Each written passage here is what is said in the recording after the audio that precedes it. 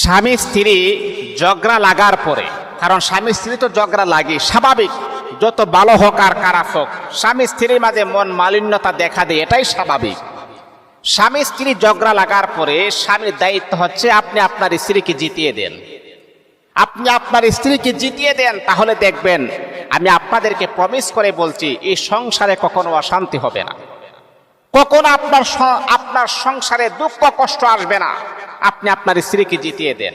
কারণ একটা মেয়ে যখন বিবাহ বসার পরে সবার আঘাত সে সহ্য করতে পারে, কিন্তু নিজের স্বামী যখন তাকে আঘাত করে, ওই আঘাত একটা নারী কখনো সহ্য করতে পারে না।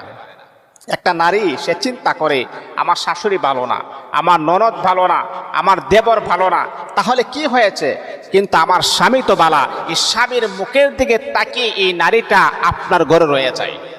সবাই তাকে টর্চারিং করে, সবাই তাকে